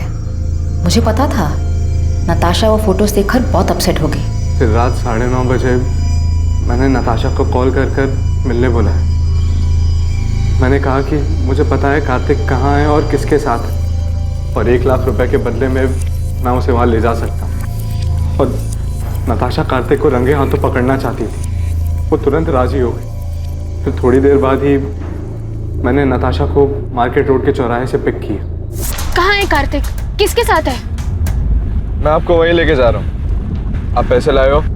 हाँ, पूरे 1 लाख है, पर काम हो जाने के बाद। ये कहाँ लेके आ गए हो तुम मुझे? यहाँ जंगल के बीच में तुमने गाड़ी क्यों रोक दी? बस 1 मिनट। पल्लवी, ईशा, तुम दोनों यहाँ पे क्या कर रहे हो? क्राइम कैसे हुआ ये तो आपने हमें बता दिया, पर एक सवाल अब भी बाकी है पल्लवी जी। क्यों? वजह क्या थी नताशा को मारने की? कार्तिक मेरा था, कानूनी तौर से भी और मन से भी। वो मेरा पति था और नताशा ने उसे मुझसे छीन लिया था, इसलिए मुझे उसको अपने रास्ते से हटाना था। लेकिन आप दोनों तो बहुत साल पहले अलग हुए थे, तो फिर क्यों? क्योंकि मैं कार्तिक को बहुत अच्छी तरह से जानती हूँ। शादी के दौरान भी उसके कई सारे अफेयर्स हुए, पर हर बार वो मेरे पास लौट कर आया था। और नताशा आने के बाद वो लौट कर नहीं आया? हाँ, पता नहीं उसने क्या जादू कर दिया था। जब पहली बार मुझे कार्तिक ने बताया नताशा के बारे में कि वो उसे शादी करना चाहता है, तो मैंने उसकी बात मानी नहीं। कि मुझे तब भी उम्मीद थी कि वो मेरे पास वापस लौट कर आएगा, पर उसने शादी की और तब मुझे बहुत बड़ा धक्का लगा। माँ इस बात को मान ही नहीं रही थी कि पापा ने शादी कर ली। उन दिनों इन्हें संभालना बहुत मुश्किल हो गया था, जैसे इन्होंने अपना संतुलन ही खो दिया हो। और इन सब के जिम्मेदार मेरे पापा थे, इसलिए मैं उनसे आज भी उतनी ही नफरत करती। धीरे धीरे सब ठीक होने लगा था, माँ की तबीयत भी संभलने लगी थी, पर कार्तिक गिल को हमारी खुशियां कहाँ मंजूर थी। कार्तिक, इतनी देर रात तुम यहाँ क्या कर रहे हो? पल्लवी, मैं तुमसे सॉरी। सॉरी पल्लवी। अंदर आराम से, आराम से। क्या हालत बना रखी है तुमने? Miss you Pallavi, I miss you. क्या कह रहे हो तुम ये? सच बोलो, मेरी जिंदगी में तुम्हारी जगह और कोई नहीं ले सकता। इतने सालों बाद अब तुम्हें मेरी याद आई है? तुम ही तो गए थे ना मुझे छोड़कर। गलती हो गई मुझसे, मैं देखो आज वापस भी तो आया हूँ। आज मेरे पास सब कुछ, नताशा, मोना, फिर भी मैं बहुत अकेला हूँ।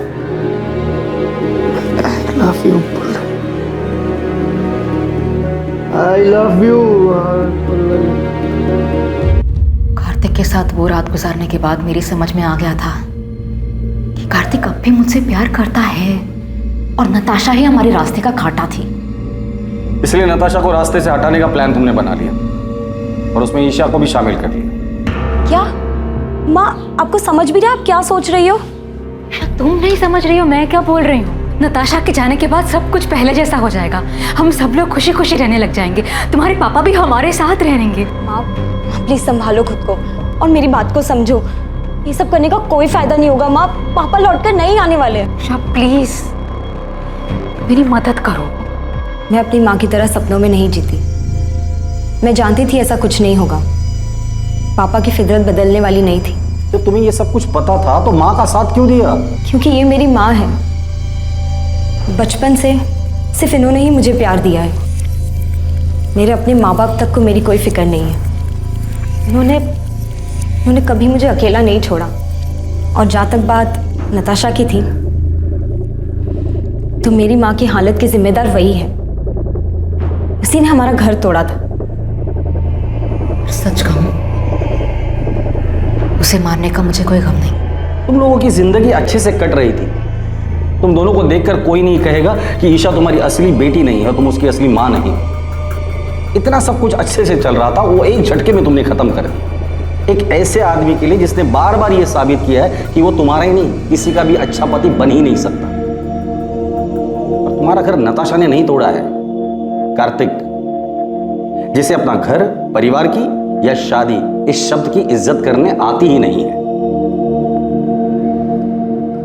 बेटा, ये तुमने क्या कर दिया? क्यों किया ऐसा? नताशा ने तुम लोगों का क्या बिगाड़ा था? नताशा ने नहीं, आपने बिगाड़ा। शौक क्यों हो रहे हैं? शादी और रिश्तों का मजाक बनाना तो आपकी आदत है ना। किसी के साथ रहना नहीं रहना ये तो आपकी मर्जी है। जब जी चाहा तब आप वापस आ गए और जब जी चाहा तब छोड़ दिया। पहले गीता, फिर माँ, नताशा और अब मोना, उसके साथ भी आप यही करेंगे ना? न जाने कितनी लड़कियों के साथ आपने सेम ड्रामा किया होगा। आपको तो ये भी नहीं पता कि इन सब चीजों का मुझ पे कितना बुरा असर पड़ा है। मुझे तो शर्म आती है कि मैं आपकी बेटी हूं।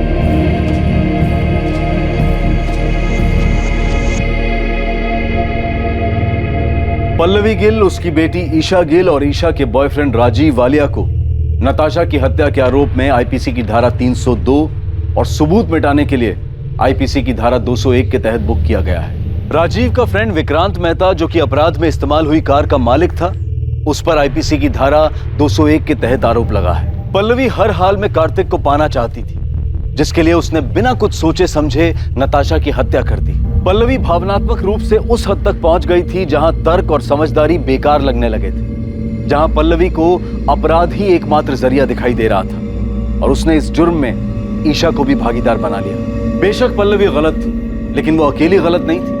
अगर ईशा चाहती तो अपनी मां को समझाकर इस जुर्म को होने से रोक सकती थी, लेकिन उसने भी अपने अंदर की कड़वाहट के कारण समझदारी, लॉजिक और कॉमन सेंस को दरकिनार कर दिया। भावनात्मक रूप से उथल पुथल होने के वक्त लिया गया हर फैसला इसमें शामिल लोगों के लिए हमेशा तबाही लाने वाला ही होता है। फिर मुलाकात होगी एक और नए केस के साथ। देखते रहें क्राइम पेट्रोल सतर्क, सोमवार से शुक्रवार रात 11 बजे। और याद रखें, क्राइम और आपके बीच में सिर्फ इतना फर्क है कि आप कितने सतर्क हैं। सतर्क रहें, सुरक्षित रहें। जय हिंद। क्राइम पेट्रोल्स के और भी दिलचस्प कहानी देखने के लिए हमारे चैनल को सब्सक्राइब करें और बेल आइकॉन दबाना न भूलें।